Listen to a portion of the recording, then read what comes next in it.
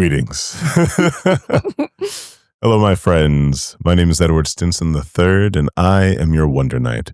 I'm happily joined here today by a great friend of mine, Deborah Joseph, who is commonly and widely known as DJ. Hello. Hi. Hi. Welcome. I'm happy to be here. Yes, it's a pleasure to have you. Letting you guys know that she is a hair care specialist, an educator, and an advocate.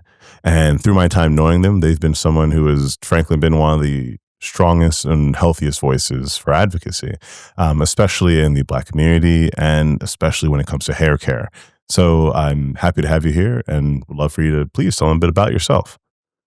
Well, my name is DJ. Everybody knows me as DJ because my salon is called DJ Styles. So this is also a name that carried me through my teenhood as far as doing hair. So this is basically what set that off. I have been doing hair for the past, you could say, decade professionally, but mainly all my life. And I mainly service people who look like me. Not that I cannot style everybody, because I can, but living the life where I'm surrounded by people who look like me and I'm able to provide those services to them because they're in close proximity, I was also able to collect a lot of data. And over the course of the years, I realized there were a lot of habits, bad habits that we were religiously sticking to. And that is what basically led me on the path to not only doing hair care professionally, but also, like you said, advocating for Black men and women, using hair care as a way to teach them more about healthcare, because they do go hand in hand. So that's a little bit about me. Oh, excellent. So would you say that aspect of healthcare is really what inspires you, really kind of acts as your muse for why you do what you're doing? Yes. I did not know that in the beginning, though. Like I said, over the years, this is slowly unfolding in front of me around my brothers, my sisters, around my friends, my sisters, male and female, and how hairlines are receding. People are experiencing flaking, hair loss. I myself experiencing that for a majority of my life, and recently being able to recover from that.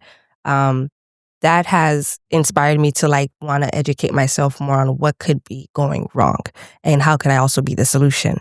Interesting. I definitely want to ask a bit about that data later on and what you have found out, but we'll get to that in a moment. When it comes to, I guess, how it became your muse, you said you did it for many, many years. What kind of started that path and kind of made it your personal purpose to deal with this? What started the path was, I'm Haitian, so you got to know how to do the basic things, which is do hair, clean, cook, and especially if you're a woman in the household, you got to know how to do these things, especially if you plan to have children, so you can take care of your children. It's like a traditional part of being a woman as far as the Haitian culture. I see. And my older sister also did hair, and she would do my hair, my little sister's hair, and I was very, what you could say, amazed at her work. So definitely was inspired a little by her. And I was like, yeah, I got to keep this thing going. She was nearly 15 to 20 years older than me, maybe 17 years to be exact. So she felt like an auntie a lot, but she wasn't always around because she was older and she was always living her best life as she should, whether it's college or whatever. So I was like, okay, I can't have her around me all the time to have me look good. So I'm going to just mimic as much as I possibly could. So I started there because I knew I would have to learn. My mom was excited when she realized I knew how to learn. And once I learned, my sister, everybody's friends, my sister's friends, my friends, and it just didn't end. Yeah. Okay. When you were kind of getting into that and then learning that it's not only a skill you have, but something that's kind of integral to the culture around you. Not just, oh, it's this cool hobby that we have, but it's also something like our parents and parents' and ancestors have been doing, and it means all of this for our culture and how it represents. What type of influence has it kind of had on your life? Where, yes, of course, the healthcare side of it, but besides me just assuming that, oh, it's part of your culture, how has that looked for your family, and how has their role kind of been shaped? Well, I should say, how's their lives been shaped around hair?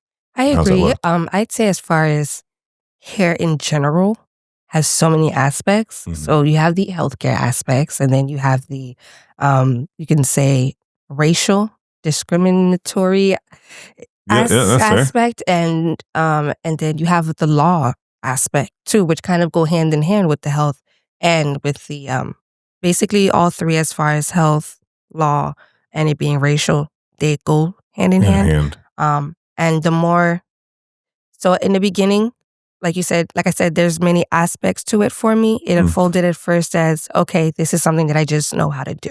Yeah. This is something that everybody in my family, well, most people in my family know how to do. This is something I should know how to do. This is something normal. This is nothing special, right? And then over time, I realized this was a gift and it was special. And not everyone can do it, right? Because I started to get out of that little small pond of fish, you can say, and started to explore more as I got older into the ocean. And this is when I realized my gift was truly a gift. And then that's when I wanted to take it seriously, because I didn't want to just approach it as it's just a hobby anymore, or it's just something I'm good at. When I went to school, because I said I just want to be set apart from the average person, and it took a lot, because for me, being Haitian, there's so many traditions and things they have when it comes to hair care. So you'd assume that these things actually truly help, especially since we've been like indoctrinated with them for years. But then going to school, putting two and two together, learning more science, it was like we are our own undoing, if you could say, in a way.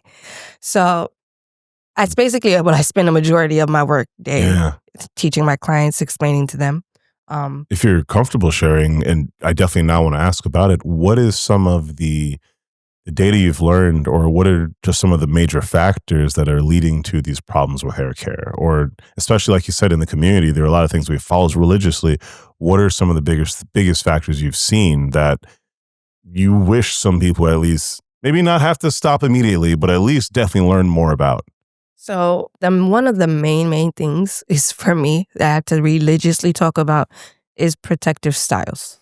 Protective styles, okay. Protective styles. So those would be considered like those braids, box braids, cornrows, twists, faux locks, even sometimes with or without extensions. Yep. And as much as I love these things, are they actually hindering us? Absolutely. They're not necessarily so protective, because we tend to, there's a method to the madness, right? Okay, I teach my clients that less is best and moderation matters. So we tend to find something that works for us. Like, let's say a set of braids, right? For a woman, she'll get some cornrows for a month, keep them in, because she's like, every day she wakes up, she can just go. Or she'll have box braids in, and she realizes every day she can wake up and just go. It's one less thing to worry about, because at the end of the day, back up until the last few years, and there's still a lot of noise to sort through right now with all the information that's out. Back then, there wasn't really much information for us to take care of our hair. So it's like, okay, if I have this style that's going to allow me to be able to take care of my task, be present in my life, and not have to worry about it since I already don't know how to deal with it, I won, right? So this is what we have been, because it's been such a convenience, and because it tucks our hair away, we don't see what's going on with it underneath. We don't understand what's going on with it underneath. We call it a protective style. And then we have the tendency to go from, this is working out for me, to, I'm going to make it work out for me all the time.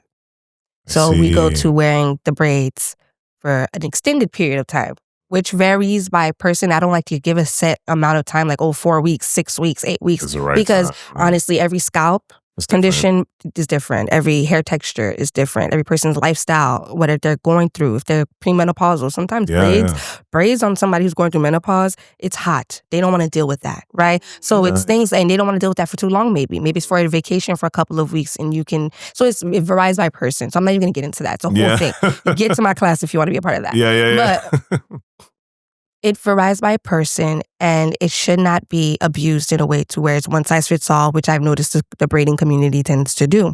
Or where these braids, like I said, have become so convenient to where we will wear them for an extended period of time, because most stylists, a lot of stylists don't really know that there's a time frame on these things. I've definitely just heard that protective styles are the way to go, but I don't hear anyone really talking about the detriment of wearing them too long. I just hear wear it until you need it. Sorry to cut you off, but protective styles also, we need to find a way to change the way that word is, the meaning for that, what that word is, because It's not protective if it's hurting you. It's not protective if you're neglecting your hair.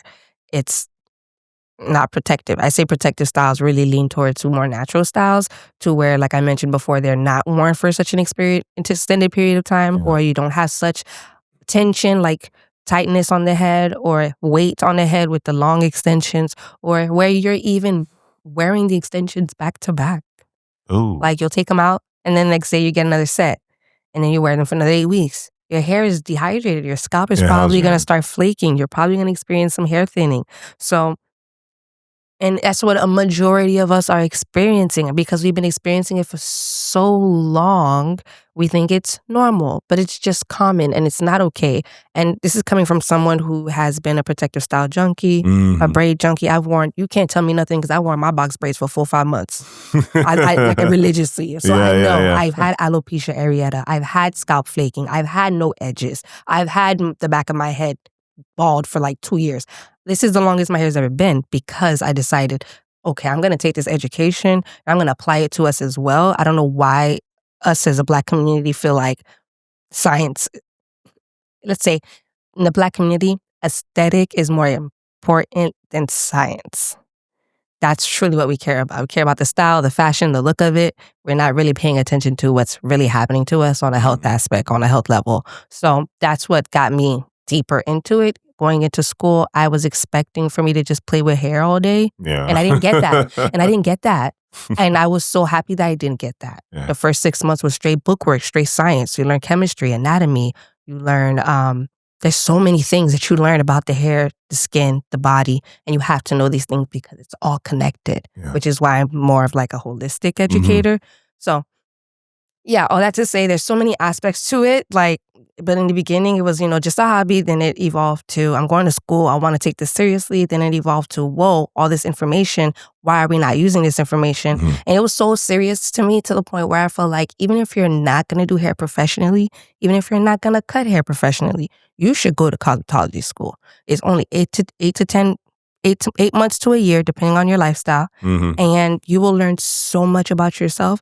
And there's so much crap you will cut out and so much information you'll learn about the beauty industry and how they use marketing ploys to reel us in that really don't truly give us a positive effect. It's all there. Yeah. And that's how doctors feel when they go to, when they go to med school. Or that's how mechanics feel when they go to school and they realize, whoa, this is a game for companies to make more money. They're not really truly helping you. But now you have the inside information and you should take that opportunity as a way to help lead the people. Now, I'm not saying the education that I learned in school is all said and done. Absolutely not. There's many different realms that I tap into to get my information, especially on a spiritual, holistic level. But even putting them together, spirit and science do go hand in hand. And that is the mind. That's the body. So yeah, there's many aspects to it. It's been evolving and it's been a wonderful journey as far as healing through hair, you could say. Yeah. Oh my God. That is amazing. I definitely haven't given enough thought into hair, I see, nor have I considered just how actually accessible it is to get some knowledge in cosmetology. When it comes down to only doing it in 8 months to a year, that's not a lot of time compared to the rest of your life being wiser on how to take care of your scalp. I guess staying in that same line of questioning, I do want to know, someone in front of me who knows this stuff, what are some of the main causes for whether it be alopecia or balding or even receding hairline? Are those related variables or are they actually different factors? So you mentioned what's one of the things that Alopecia one of the things that affect the Black community that we religiously hold on to? Protective styles. We've got that whole entire notion all wrong. Oils. Excessive use of oils. We don't realize that. Really? Please teach us. So the hair grows you are a plant, right? And it takes a proper environment for the plant to grow. Okay. That's what your hair needs. That's what your body needs. In order for it to flourish, it needs the right conditions, the right foods, the right sleep, the right rest, the right vigorous activity, the right amounts, all of the things. Everyone varies. As far as hair is concerned, you need a clean scalp. Hair grows out of clean follicles. The cleaner your hair is, the more your hair will grow. I have not put oil in my hair for the past 2 years. What? And this is the longest my hair has grown. Okay. Okay. Prior to that, I was only putting oil on my scalp on wash days, which was every 10 to 14 days, Yep. or sometimes 7 to 10, depending if I was in the gym, going to the Yeah, beach. yeah.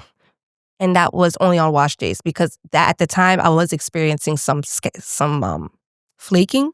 Yeah. And that was because my scalp was tight because it was not, let's say, what's the word? Not absorbing water. It would absorb it, but it wouldn't hold on to the water Okay. right enough. So then I'd get dry pretty quickly. So then I'd feel itchy again or tight. Usually it's tightness that leads to the itching. On the scalp. Mm-hmm. So things like that. The oils or protective styles, those things, they're cool in moderation. They're cool on a treatment basis. They're cool every once in a while. Vacation braids, bet. I got you.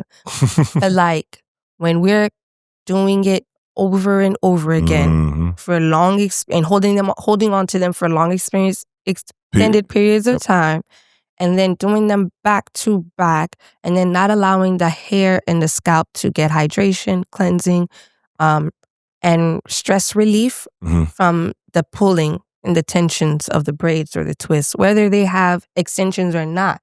So people assume, oh, I'm just going to twist my hair up, my natural hair, and keep it that way. And I'm just going to do that all the time. Every time I wash my hair, I'm going to put them back in. You could possibly be also still doing yourself a disservice. Because think about when you're walking on a carpet and you're walking on that carpet the same line every single time. Over some time, there will be a line of demarcation. Yeah.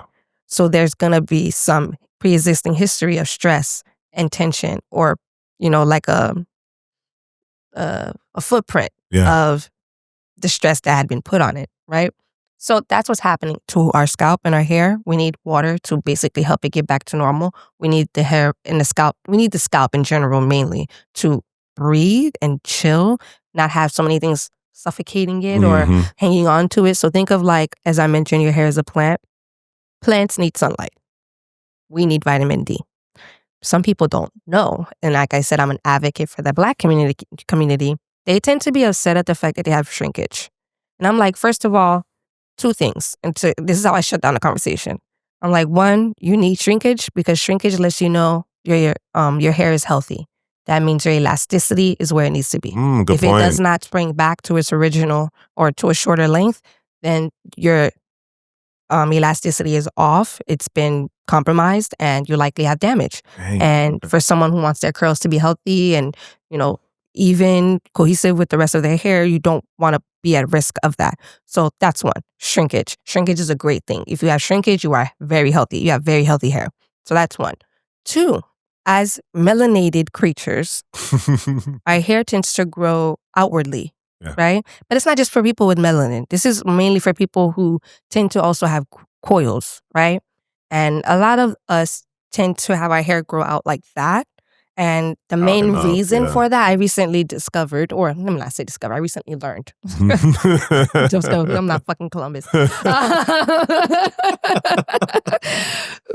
He's got them all. Not the place for that. But I just recently learned that our hair grows outward that way because it allows the sun to be able to touch our necks. And it needs to touch our necks in order for vitamin D to properly synthesize within our bodies.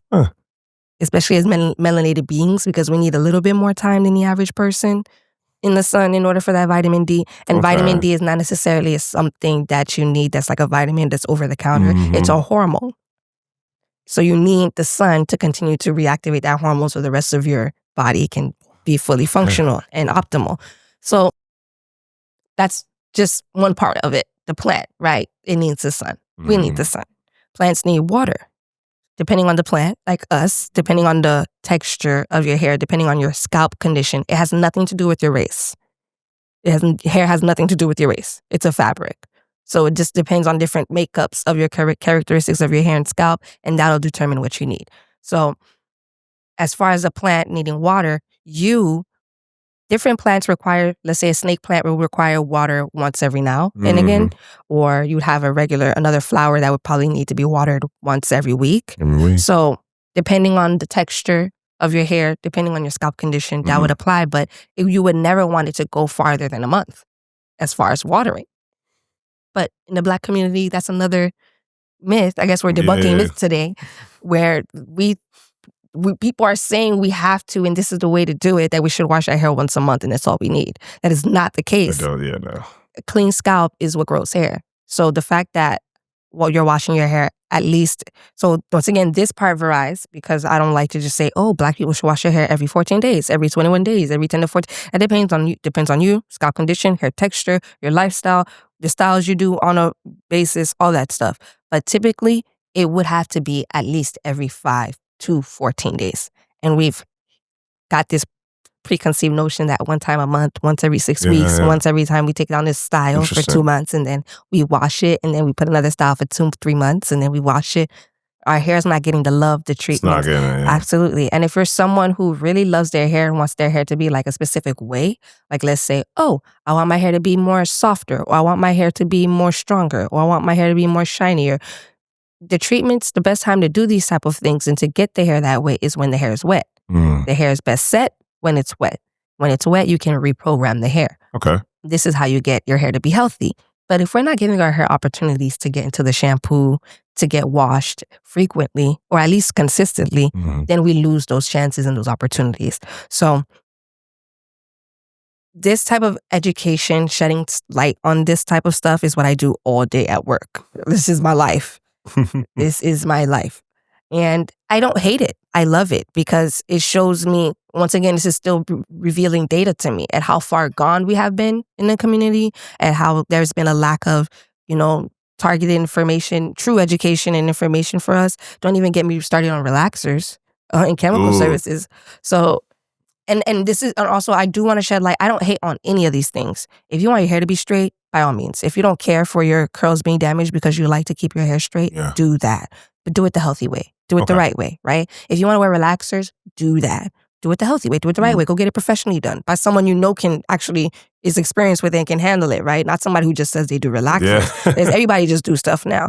If you want to get braids, do that. But there's a method to the madness, right? So less is best. Moderation matters. So I'm not hating on nothing. Whatever you want to get done, get it done. But take care of yourself in the process. Be mindful of that. So, yeah. So I would definitely assume that that's definitely your kind of desired influence on society when it comes to understanding the situation is really just being educated on what you're doing, making sure you're making the right choices, and again, keeping that clean scalp. As you said, that's keeping the clean scalp is actually the best way to grow your hair, and everyone's scalp is different. So learning what method best works for your scalp is the obvious best choice to actually deciding how to make your hair grow better. Okay. Not to give away your secrets, but what are some of the next goals you have then on this journey of education? What are the next things that you're kind of worried about or focused on? So I was initially worried about, like I mentioned, the law aspect of it. And how that does play a role in what's going on within the hair care industry, especially for Black women, because it's truly affecting us. It's like a silent killer in the background that people aren't aware about. And I've been on the front end of it for the past 5 years. I actually have gone to caucuses. I've spoken with mayors, with senators, with the board of cosmetology. I got videos. This is what I do. What are they? Don't even get me started. Yeah. This is what I'm about to say. In that time, in that time, they had me on 10. Because it was not only just circles, but also made me realize, damn, y'all really don't give a fuck about us. I didn't want to accept that, but I gotta accept that now. I'm front and center, and you're still seeing. So it's a lot of things that are for the ploy. I've even been on Channel 7 News, and I was talking about so many things that really people should be aware about as far as hair care practices, and nope, they just took 10 seconds of what I said. And interesting. Fuck the whole minute, So they said, forget the whole minute. We're just going to take this little 10 seconds. That's all we need from you. So little things like that helped me realize I was in a kind of a depressive point at the time because I was doing so much work trying to get to the front of the racial, the legal, and the health aspect of things and the education piece as well. But I realized I'm one person. And no one to this day. Well, I feel like, let me take that back. These past few months, I'm starting to see more content out with other people talking about their experiences and how they're noticing our hair care practices are the cause of why a lot of us ain't got no edges. And why we gotta wear lace fronts all the time. Don't even get me started on wigs. But with the legal, the health, all that being gone together, you could say in the beginning, I got frustrated because I was on one person. Everybody didn't see the problem. And I also realized that the best way to be at the forefront of this is by just becoming the solution Okay. and just be the first to be in front of the solution. So that's the goal. Being someone who takes care of my clients, someone who makes it a priority to make sure I'm educating my clients through and through Okay. from the moment I meet them to the moment, they leave me if they don't ever see me again.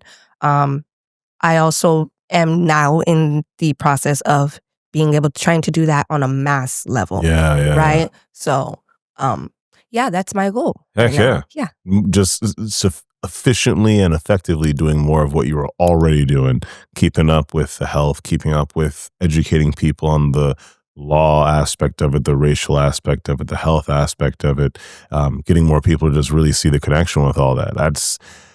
That is really integral. I love history, so it's always anything that helps people kind of see the interconnectedness amongst us, the holistic aspect of everything. That is important to me. So I really, really do appreciate and cherish the aspect of education that you have behind all of this. As a historian, I know hair has been definitely used against communities in this country, and it's really inspiring to see someone who is in that conversation on the front line, actively worrying about it, actively educating people in this field. So, do are there? I don't want to say that. No, I will. Are there any regrets that you've had as you've gone down this path or gone through this field where there might have been something you wish you could have learned a bit more about? Not necessarily a regret. It's like, oh, I've messed up here. No, but something you wish you might have been able to learn more about or do more about, but you had to focus on this aspect of it. Whatever I feel like I want to learn more about, I will learn more about. So I don't have really any regrets. Okay. And I Okay. feel like everything I've been learning from starting out as a braider to then evolving to a loctician to Mhm. then evolving to a curl specialist or natural hair care specialist, you could say, and then to now becoming a scalp specialist. So and there's more. There will Yeah. always be more. So No need to regret. You could just learn it when you need to. absolutely. And I'm looking forward to that. So that's why I'm in the hair care industry because yeah. I notice I can learn all the time. Okay. So that's where I'm at. Student of life. Heck yeah. I love to hear it. Love to hear it.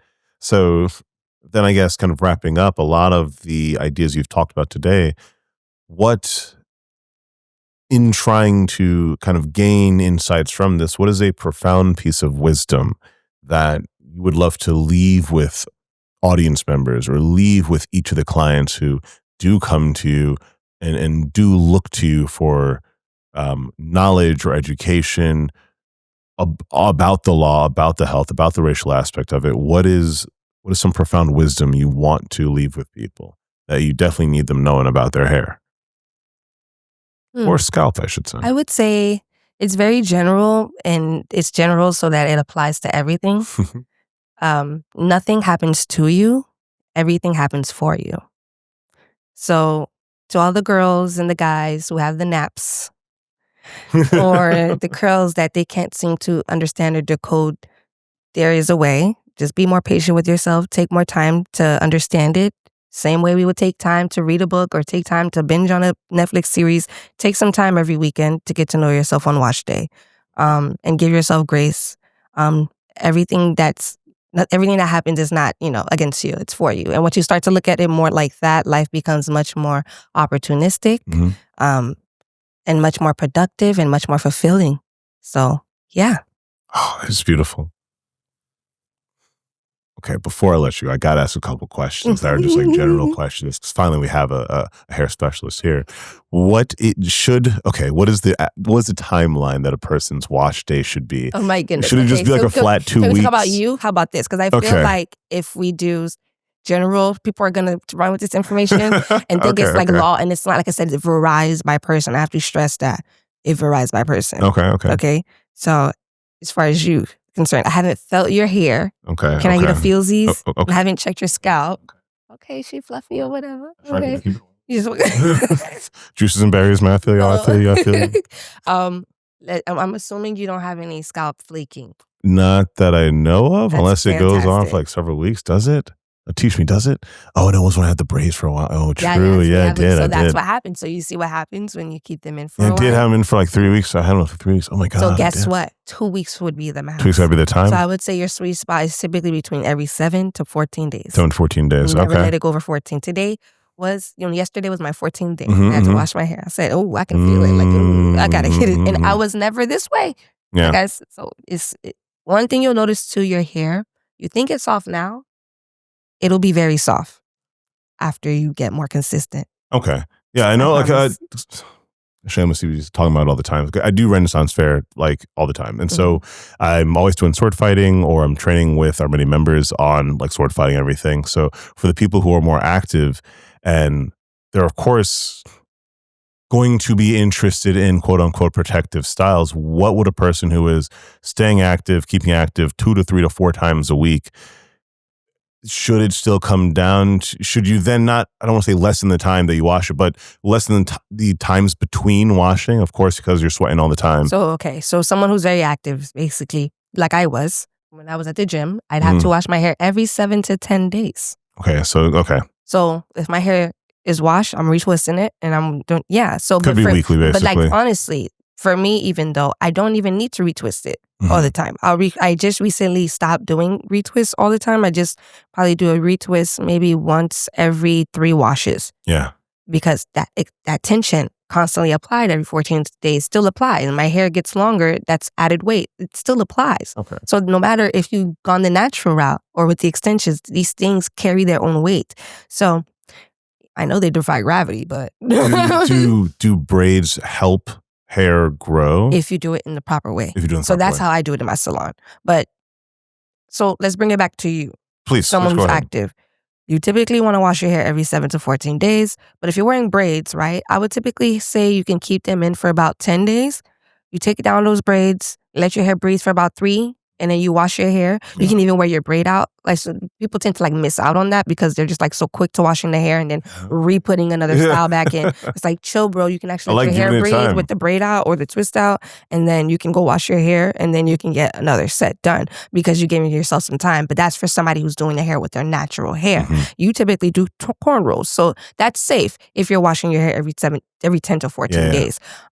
Now, if you're doing it consistently on the front end, you are cool to, let's say you're going on vacation for 2-3 months, you don't know a stylist, and you have to risk wearing your braids for maybe 1 month to 2 months. That's cool. But that's if you're not doing that on a constant basis. If you're doing that once every year, once every couple years, you're fine. You're good because you committed, you've been consistent, you've been taking care of your hair and your scalp on a consistent level for the past 2 weeks every week, right? But now all of a sudden you need 2 months to keep these braids in, you'll be fine. But if you're doing 2 months worth of braids in your scalp and your hair, every time you put them in, take them down, 2 months, then put them on 2 months. That's going to end up becoming bad for your scalp at that point. Absolutely. Okay. Absolutely. Also, think of like how I mentioned the plant. You see how we have braids hanging down? You know how that's pulling, right? Yeah, of course. That's also think of how your hair and at the root is growing as well. Yeah. So as it's pushing out, you now have weight on this virgin, fragile hair that's growing out, and you have this weight on the bottom that's yanking and tugging onto it. So you're now more at risk to having hair breakage or thinning, or even inflammation because of the tension that's on the hair. The plant, you don't want nothing pulling at the plant leaves. You don't want anything suffocating the plant because it won't grow beyond past what's on top of it. Kind of like a hat, wigs, extensions even. So the same thing applies. I then have to ask, okay, so I love that you brought that up. So when the weight is then pulling down and you do have, like you said, the virgin hair just coming out, what is the best way to go about protecting that hair? There's no protecting. Now that's giving you the sign, especially with itching and buildup, that, okay, it's time to take me out and wash my hair. We've been so accustomed to, it's not our fault though, because and also this is another thing. When I say there's a lot of things we've been taught in the Black community that's okay, that's not okay, and how we are our own undoing. I'm not saying that to point fingers. I'm saying that it feels like that because I have to pull teeth nowadays. Like there's proof, there's evidence, y'all. We've been fucking up. Stop it. So like I don't have to convince you. Like the proof is in the pudding. But there's a reason for that because of patriarchy and the racial stance of everything. And we were not able to wear our curls proudly. there was nothing out there for us. No education, no products, and the products that were not good products. What's that lady name? Start with a C. She is known for like hot combing and pressing people's hair and had the salons, the famous black lady. I'm not talking smack, but I'm just saying she wasn't helping the community. You could, there's, she didn't know it. She was helping as best as she could. And people peeped that and they capitalized on top of it. And it spread like wildfire. Then relaxers spread later after. And a lot of things that weren't healthy for us became a norm because they didn't want us to wear our curls proudly. So I get it. But like I said, we got evidence now. We got resources now. Yeah. We got access now. We got money now. Yeah. Also truth. There is, I'm not going to say we now have a lot of wealthy people in the Black community, but like there is wealth. I don't want to hear that. We're in. wealthy. We are wealthy. Right? We're going to keep speaking that narrative. We are wealthy. We are wealthy as fuck. We are wealthy and we are healthy as fuck. Good stuff. I think definitely building that wealth is allowing us now more ability to control what's happening in our community and to acknowledge the things that have kind of been pushed on us that we've, like you said, just kind of been accepting. Just because it's been what we've always had doesn't mean it's right. Doesn't mean it's the best and healthiest way to do it. I think as we start learning more and more of the chemicals that are actually going under our bodies, onto our scalp, into our hair, more people are realizing that we pretty much absorb most of the stuff that touches our skin. And a lot of us, like you said, have been neglecting the chemicals that are touching our scalp, which I don't know if that's a surprise people, is still part of our skin. And so don't get me started on chemicals, but also I don't want y'all to be alarmed and like gung-ho on them too. Moderation is everything. So that's number one. So if you're somebody who relies on a specific thing that has chemicals, let it not be a daily thing, right? Have dibble and dabble, maybe every now and then. Another thing, your body produces chemicals. So we don't need to be as afraid of them as we have been marketed out to be afraid of them. And three, there are several websites out there, and I say several because I would like for you to check out more than one, because there are some now that have started out small, were truly integral, and then over time they have been bought out to where now they have like partnered with some major brands to state that, oh, this is healthy, this is not, this is safe, this is not. This is why I'm saying several. There's plenty. You can look those up if you really want to take it there. But like, yeah. That's my take on chemicals right now, because that's a whole nother conversation. Yeah. Don't worry. Well, I'm gonna lie, we'll probably have a whole nother podcast on just that. 'Cause I have a couple friends who are all like different, I want to say conspiracy theorists, but are just talking about the conspiracies, because like it's not even a conspiracy theory that like the hair chemical industry has overlooked its effects on our health for the benefit of profit. That's not a conspiracy theory. That has actually happened. We can study that. It's a theme. We have the evidence. Common thing. Education, right? Law enforcement, government, health. Yeah, it's all there. Yeah, it's a theme. So that's another thing too. As I'm learning more about this health thing, I'm like, shoot, this stuff is connected. Yep. It has its hand in everything. Fudge. Yeah. This is deeper than deep. I'm like, forget this. Let's just be the solution. Let's focus on that. I feel that wholeheartedly. Working to be that solution out there. Yeah. Even around the town here with our company, we're working on trying to be the solution for education, be the solution for writing, art, publishing. We see that literacy is taking a huge hit in the community. How else do we help?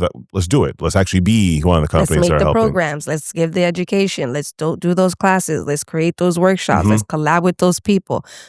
Let's be present. Yes. Yeah. I agree. I think being present is definitely going to be what kind of moves our community forward into the future, and progresses our ability to actually interact with health. And I think that, I don't know, hair, same with like dental work, is one of those really underappreciated aspects of our health. A lot more people are dealing with balding, are dealing with alopecia, are dealing with hair issues. And I think that's one of those things that's going under the radar as we deal with all the other health issues going on in the country. So speaking of under the radar, recently, this past 5 years, it's like a few people woke up like I did, or maybe they had already been on the journey, but like, people align, from time to time when you're on the same journey. So I've noticed that there wasn't as much documented information about the Black community and where they stand as far as hair loss disorders. There was some information, but very few. And it's not up until this past 5 years, there's just more publications is Yeah. dropping every year. And there's major brands and companies that are like collabing with Black doctors, Black dermatologists, Black cosmetologists, Black hair care hair care brands to be able to get this information. Yeah. So that, and after they've been doing that, I learned that it's about 61% of African American Black women who are experiencing or have experienced some form of hair loss. There is somebody in your family right now who hairline or hair is thinning out. Yeah, several. It's the 60% sounds correct. If I'm just going off of the women I can remember off the top of my head in my family. Right. And I'm still healing. Right. And people don't know that. People just see you and they're just like, oh, all things are well. And it's like, no, everybody has a story. Actively healing from it. Yeah. Your hair does tell you a story. It'll tell you if you have issues with your health. You mentioned male pattern baldness. Yeah. A lot of the time, males assume, oh, I'm balding, it's genetic. I'm just getting it because my dad had it, my uncle had it, blah, blah, blah. It does play a role, but it's not always just the case, or if that. Okay. Prostate health. I did not know that. That's a big one. And men don't care about that. They don't really care about that till it's about they in their late 30s or 40s when something happens in their health and they realize, wait, what's a prostate? Yeah. And then they're like, oh, I need it. And then it's like, okay, they either have to do surgery or by the time they're 50 or 60 or they have to Might do. be too late.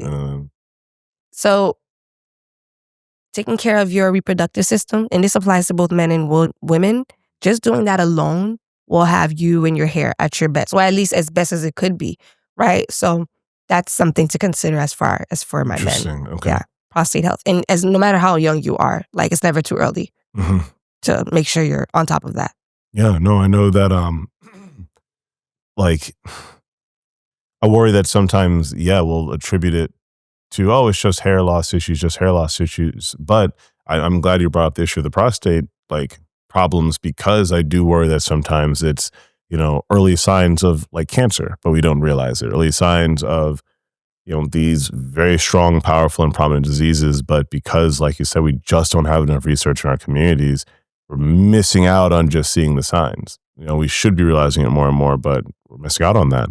And this goes almost hand in hand with a lot of the times we see in our country, centers and sites and areas of pollution are many times directly next to Black communities. And so they're getting a lot of the fallout and fall off and extra runoff, I should say, from these factories, from the air, from the water. And I mean, I almost weekly, if not monthly, if not weekly, we're seeing more and more chemical spills. We're seeing more and more factories brought up on, because they weren't regulated a decade ago, this river's been contaminated.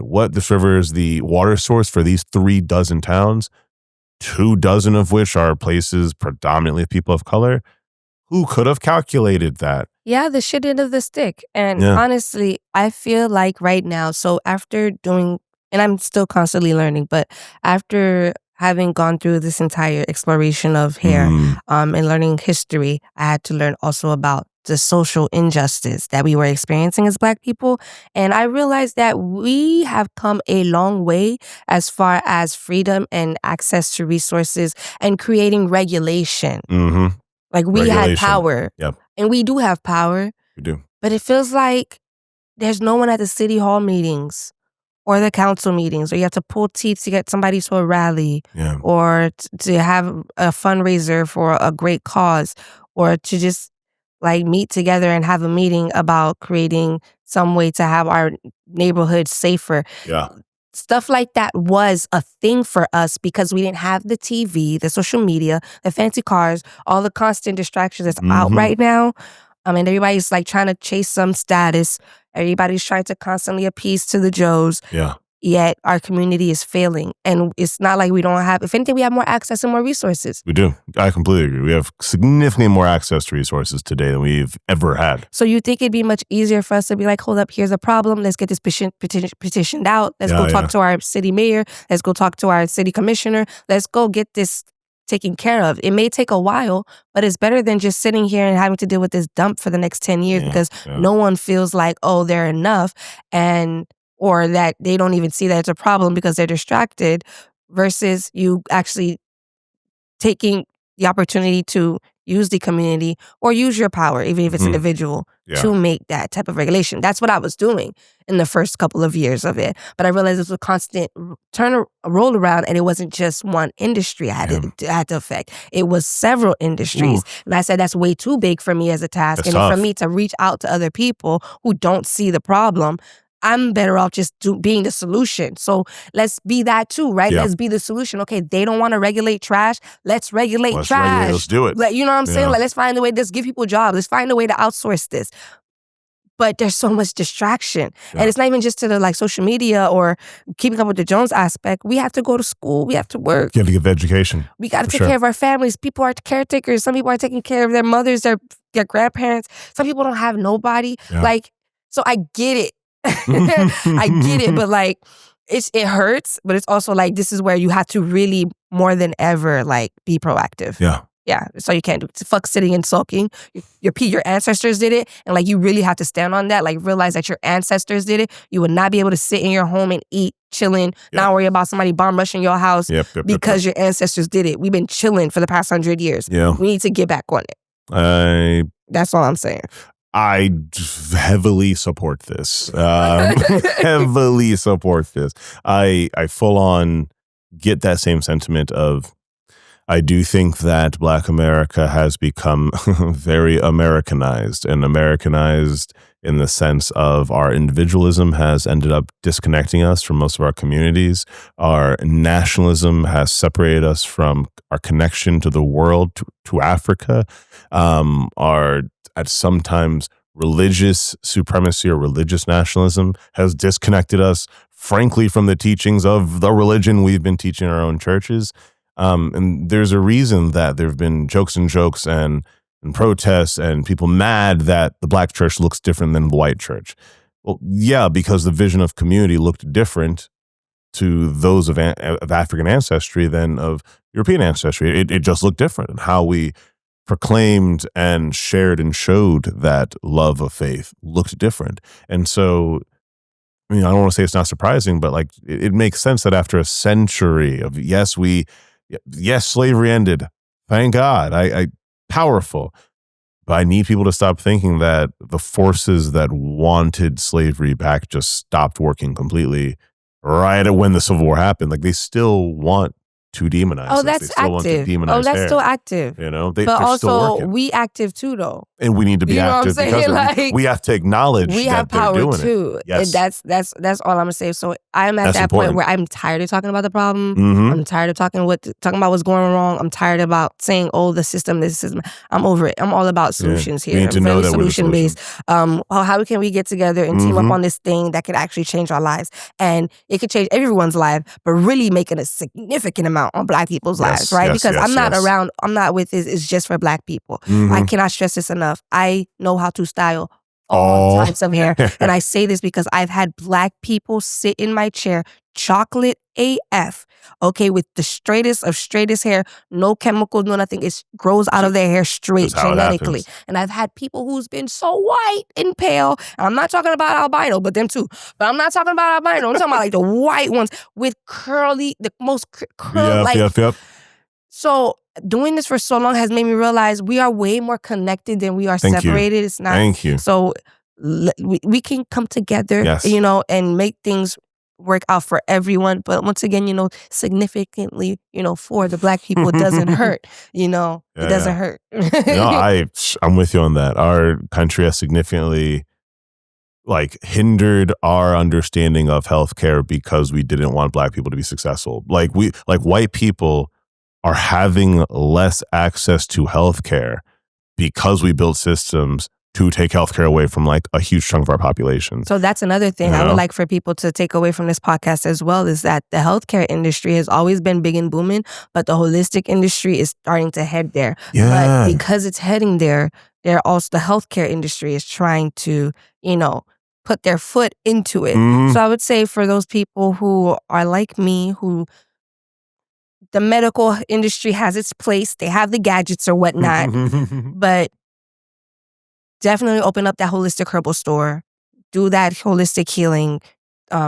get that course, buy that book, because that stuff is going to be, if you thought we needed it now, we really are going to need it within the next 10 to 20 years. Yeah. So, yeah. Even being a person, like, even if you aren't a quote unquote religious person, like, you can't deny that, like, all of our medicine does come from minerals and resources we extract from nature. They come from plants. They come from plants. Like, that's where we found them first. They cannot, what's that word? They can't patent plants. Yeah.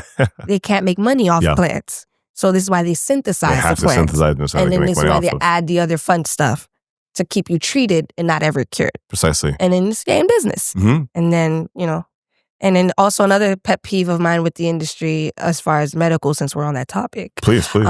How when something's wrong with you, one, they don't take into effect that there could be other things wrong with you, which is why that one thing is wrong with you. Yep. And two, let's say if my knee hurts, they're just going to send me to a knee doctor, not knowing that it's connected to my hip. So now that I find out that it could probably be because it's connected to my hip, now I got to go to a knee hip doctor. Another doctor altogether. Then I got to go to an arm doctor, a head doctor, a leg. Like, it's all types of stuff. It's like, why is it all? And okay, I get that. Okay, cool. The body is so vast that you cannot have one person learn. You need a specialist for it. You need a specialist for this. So they say, right? Get the fuck. So they say, okay, cool. I'm going to accept that. I'm going to take that little lie, whatever, that little truth for y'all. All right. But like, what happens when I do go see that specialist? And I go back to my primary doctor, or I go to another specialist, and they're not communicating with each other. Yeah. And they completely have different information. Yeah, they're not communicating with each other. So you're telling me the x-ray I just took with you, she did not receive. So now I have to go back and go get that disc. And you have no idea what was in the notes. Or in the notes maybe has like 2 sentences, as if that's supposed to really like shed light on what's going on with me. No. Not at all. It's a scary place. It is. It genuinely is terrifying. It's genuinely terrifying trying to work through the maze that is our healthcare system. We've made it very convoluted, and it's very difficult to, first of all, get the healthcare that you actually need, hope that it actually helps heal you, and then hope that you can actually afford it at the end of the day. Don't talk about affording it. The ability to afford all of it is also an issue that, it keeps coming up. We don't want it to come up, but if you talk about any healthcare issue, immediately the cost of how to fix it comes up. And this past month, like, I've had a new fire under my butt because of, personally experiencing 2 Black women in my family who have passed away within like the same week because they went to the hospital and then never came back out. Yep. Like, that's crazy. That's like, it's way too... It's terrifying, man. Yeah, like, you hear about it statistically, and then you hear about it through your friends, but like, to experience it. And like in the same week, bro, like, yep. I don't have the emotion. I don't have the emotional bandwidth. I don't have the emotional bandwidth. I don't have it. So it happens so fast. I had to like sit with it, cry about it, fuss about it, and then like use that as a way to repurpose my, put the light under my butt for my purpose and to keep going. And yeah. I totally understand. I empathize with you heavily on that. Yeah. I know how much that passion behind you really matters, and that influence from those people who meant so much to you. It really matters. And I see that, in our talk today, I see how much that passion inspires you, how much it builds your inspiration, how much it holds your purpose. It keeps that influence strong that you're trying to build and educate those around you. And it, of course, guides what your next goals are going to be and directly connects to the insight you want to give everyone. So I'm grateful for the conversation. Really happy we got to talk. I'm really happy I got to just share a bit of this knowledge that you have in your head to the people here. I mean, I got to pick your brain even more about just keeping this healthy up here. I ain't going to lie, but I'm very, very grateful we got to talk. Fine. Oh, thank you. We'll talk about braiding later, I guess. We'll talk about that next time. I'm very, very grateful. Oh, final question I wanted to ask so everyone can figure it out. How long have you been growing your hair? You really want to know? For sure. Since May 2022. So about 3.5 years. 3 years? 3.5. What are you saying? That is insane. Don't do nothing. I just wash my hair. Y'all, I'm slacking. I need to check. I'm slacking. I need to grow my hair out. But okay. I don't know if he's going to edit this, but like, I wash my hair and I wash my ass. So I notice people, health. Yo, hair listen, and I ain't gonna hygiene. talk to you, bro. There's people out here who don't be washing asses. Yeah, right? Like, health, hair, and hygiene, they go together. yo, people don't even be using rags. That still kills me. I ain't gonna front. Like, the people on the first step, I'm like, just you. What, using your nails? What are you doing? Okay, bless you. And no, you don't need to add that out. People need to know that's real. Everyone should be at. Please wash your booty holes. All right, what are y'all doing, team? My God, cleanliness, please. Okay, I'm sorry. Thank you for joining us, DJ. It's been an absolute pleasure. Thank you. Until next time. Indeed, until next time, we'll have another conversation. Okay. Thank you.